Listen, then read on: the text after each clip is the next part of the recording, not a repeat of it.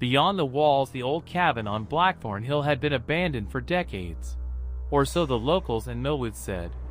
Sarah Bennett, a journalist chasing a story for her failing blog, didn't believe in ghost tales, but the mystery of the cabin's last occupants, a family who vanished in 1983, drew her like a moth to a flame.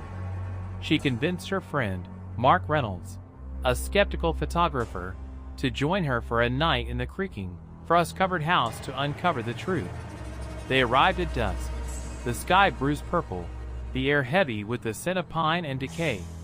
The cabin's windows were boarded, but the front door hung ajar, swaying slightly as if inviting them in.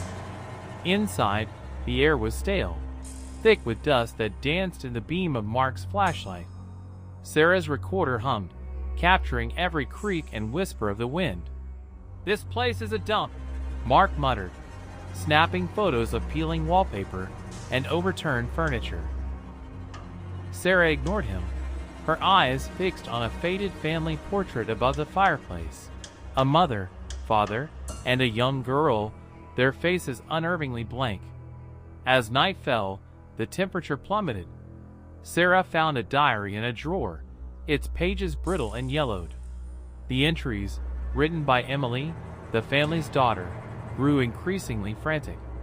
"It watches from the walls," one page read.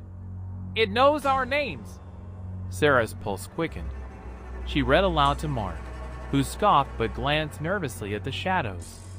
Then, a thud echoed from upstairs. "Probably a raccoon," Mark said, but his voice wavered. Sarah, gripping the diary, led the way up the groaning staircase. The air grew colder, the darkness thicker, as if the house itself were breathing. In the hallway, they found a door they hadn't noticed before, its frame etched with strange, jagged symbols. Sarah pushed it open, revealing a small room with a single, unboarded window. Moonlight spilled across the floor, illuminating a child's rocking chair that swayed gently, though no breeze stirred the room. "Sarah, let's go," Mark whispered, his camera forgotten. But she was transfixed, flipping through the diary. The final entry was scrawled in red ink. "It's not in the house.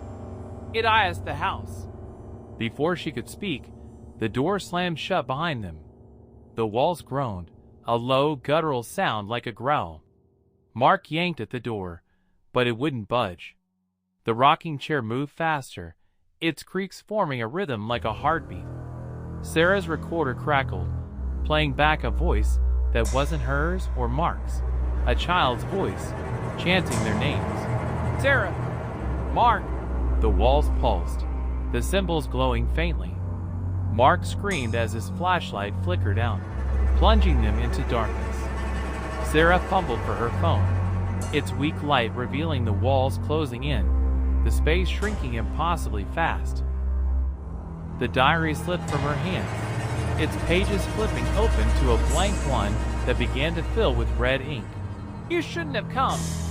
The last thing Sarah heard was Mark's choked gasp, and the house's laugh.